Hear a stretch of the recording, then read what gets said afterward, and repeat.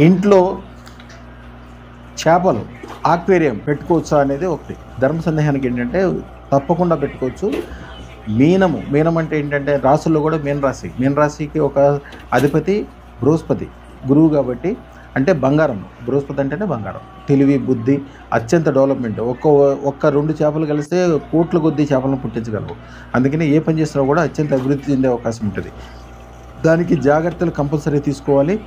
చేపలు అంటే డాల్ఫిన్స్ బొమ్మలు కానీ చేపల బొమ్మలు కానీ తీసుకొచ్చి ఇంట్లో హాల్లో ఆ ఇల్లు ఎప్పుడైనా ఇల్లు చూడండి, ఆ ఇల్లు మొత్తం అంతా ఇంట్లో వాళ్ళు తాగుడికి జూదానికి అలవాటు పడిపోయి రాబోయే తరాలు అంటే ఆ తరం వరకు గొప్పకున్నప్పటికీ ఆ రాబోయే తరాలు మొత్తము నీరసంతో వాళ్ళు ఏం చేయాలో వాళ్ళకి బుద్ధి పనిచేయక మొత్తము అనారోగ్యాలతోటి ఆస్తులు అమ్ముకుంటూ పేరు ప్రఖ్యాతలు పోగొట్టుకుంటూ చాలా ఇబ్బందులతో ఉంటారు. ఎప్పుడైనా వెళ్ళి గమనించండి, ఎవరింట్లోనా డాల్ఫిన్ బొమ్మలు కానీ చేపల బొమ్మలు కానీ మధ్యలో హాల్లో కానీ బయట కానీ నీళ్లు లేని చోట గోడల మీద వేసిన వాళ్ళు ఎవరికైనా చూడండి అట్లా ఉంటుంది.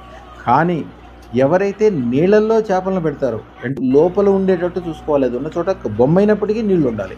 నీళ్ళల్లో ఉన్నప్పుడు చేప ఎప్పుడు నీళ్ళల్లో తేజస్సుగా ఉంటుంది, హాయిగా పట్టుకుంది, గొప్పగా ఉంటుంది. అందువలన అభివృద్ధి కూడా వీళ్ళకి అట్లా ఉంటుంది. అప్పుడు విష్ణు స్వరూపాల్లో దశావతారాల్లో మొదటి అవతారమే మత్స్య అవతారం. మత్స్య అవతారాన్ని నీళ్లు ఉన్న చోట మాత్రమే పెట్టాలి. ఆ తర్వాత వచ్చింది కూర్మ అవతారం, అది ఉభయచరం. ఇది సింగిల్, ఓన్లీ నీళ్ళలో మాత్రమే ఉంటుంది. నీళ్లు లేని చోట చేపలను ఎప్పుడూ ఉంచకూడదు. కానీ ఆక్వేరియం ఉన్న చోట మాత్రమే చేపలను పెట్టాలి. ఒకవేళ చేపల బొమ్మలు ఎక్కడన్నా ఉంటే కూడా అక్కడికి నీళ్ళలో కనీసం అది మునిగిపోయేంతవరకన్నా నీళ్ళు ఉండేటట్టు చూసుకోవాలి. ఎవరికైతే ఆ కుటుంబంలో ఎక్కువ చైతన్యం లేదు, ఎక్కువ చైతన్యం ఉండే అవకాశం, చైతన్యం అంటే ఇంట్లో రకరకాల వ్యాపారాలు వ్యవహారాలు చైతన్యంగా 10 మంది కలిసిపోవటము అట్లా కావాలి అనుకున్న వాళ్ళు మాత్రము చక్కగా ఈ ఆక్వేరియం లాంటివి తెచ్చిపెట్టుకుని దాన్ని పోషణ జాగ్రత్తగా చూసుకుంటూ. కానీ కొన్ని నియమాలు కూడా చెప్తారు. ఎవరైతే ఇంట్లో ఆక్వేరియం పెట్టుకుంటారో వాళ్ళు అంటే కొన్ని దేశాలకు ఉండవు. ఇప్పుడు బ్యాంకాక్ కావచ్చు, సింగపూర్ కావచ్చు, మలేసియా అట్లాంటి సముద్ర తీరాల్లో ఉన్నాయి కాకుండా వేరే వాళ్ళు ఎవరైనా విష్ణు స్వరూపాలుగా మత్స్యం భావించి దాన్ని అలంకారంగా ఎవరైతే భావిస్తారో వాళ్ళు దాన్ని మాంసాహారంగా స్వీకరించుకోకూడదని ఒక శాస్త్రం. అది పాటించలేని కొన్ని విషయాలు అంటే మనము తినకపోయినప్పటికీ ఎవరైనా తినేవాళ్ళు మన ఇంటికి కూడా రాకూడదు. ఈ చాలా ఉంటాయి దాంట్లో నియమాలు. ఆ నియమాలు ఏదన్నా చిన్న తప్పు చేసినప్పటికీ చాలా చెడు జరిగే అవకాశం ఉంటుంది.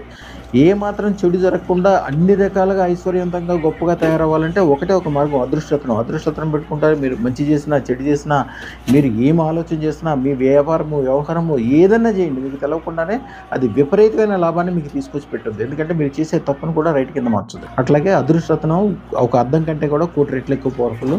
మంచి మాత్రమే మీ దగ్గరకు వచ్చేటట్టు చేస్తే అన్ని రకాలుగా గొప్పగా అయ్యేటట్టు చేస్తే పైన నెంబరు 9399993389 ఒక్కసారి ఫోన్ చేసి దానికి ఏం ఛార్జ్ తీసుకోరు, ఫ్రీగానే ఉంటుంది.